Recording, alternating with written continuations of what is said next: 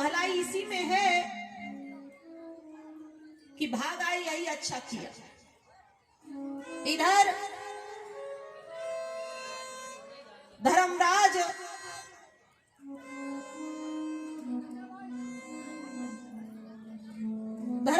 युधिष्ठिर ने द्वारिकाधीश श्री कृष्ण को बुलवाया और कहा कि अब हमारा अज्ञातवास पूर्ण हो चुका है और अब आप हमारी तरफ से दूत बन करके जाइए और उनसे कहिए कि वो हमें हमारा आधा राज्य वापस कर दे। भगवान श्याम सुंदर इस बात के लिए राजी हो गए।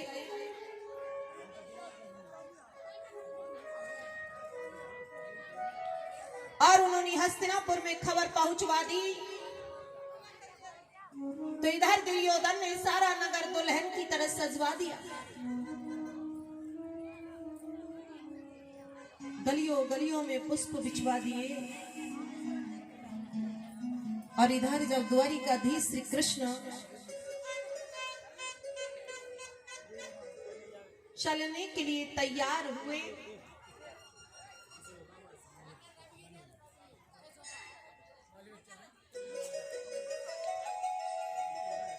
तो द्रौपदी जी को ये मालूम पड़ गया कि द्वारिकाधीश श्री कृष्ण दूत बन करके जा रहे हैं। तो दौड़ करके आई और द्वारिकाधीश श्री कृष्ण का पीतांबर पकड़ लिया और कहा, प्रभु आप जा रहे हो? कहा हाँ। कि हमें ये बताइए कि यदि आप गए और आपने दुर्योधन को समझाया और दुर्योधन आसानी से मान गया तो क्या मेरे केस खुले ही रह जाएंगे? क्योंकि जब तक दुशासन मरेगा नहीं और मेरे केस बंधेंगे नहीं और आप समझाने के लिए जा रहे हैं तो दुशासन के मरने का सवाल ही उत्पन्न नहीं होता। तो भगवान श्याम सुंदर मुस्कुराए और कहा, द्रौपदी जी दुर्योधन बड़ा दुष्ट है, इतनी आसानी से मानने वाला नहीं है।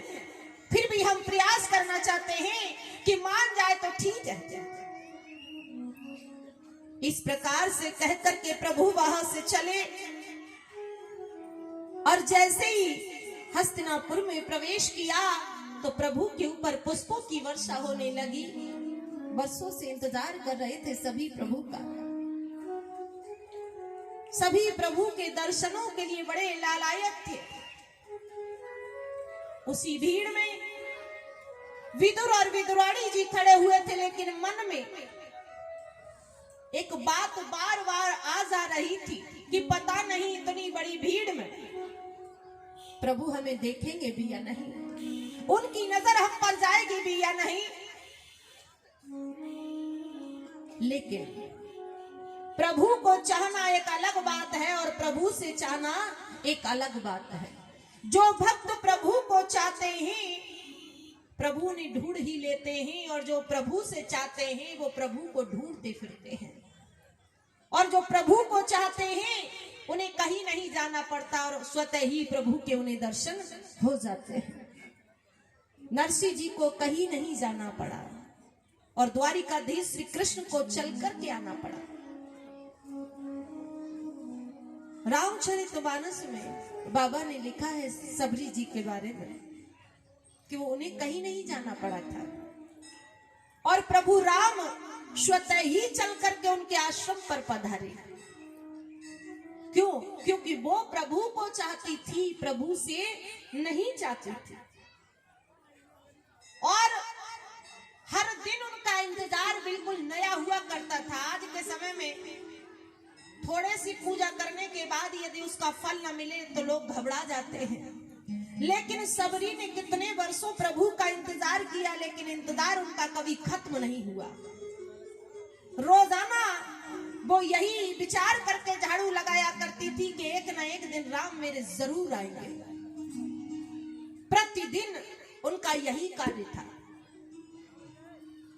और जब भी कभी कोई कौआ आश्रम पर बैठ जाता था तो भीलनी मैया सबरी जी उनके मुंह की तरफ देखा करती थी कि यदि आज ये कौआ बोल जाए तो मेरे राम तो पक्के में ही आएंगे, क्योंकि मेरे तो रिश्तेदार भी राम ही हैं, परिवार भी मेरा राम है और भगवान भी मेरे राम है, कोई और किसी के आने का तो सवाल ही उत्पन्न नहीं होता। तो बहुत देर तक जब कौआ बोलता नहीं था तो मां सबरी ने किस तरह से कहा करती थी,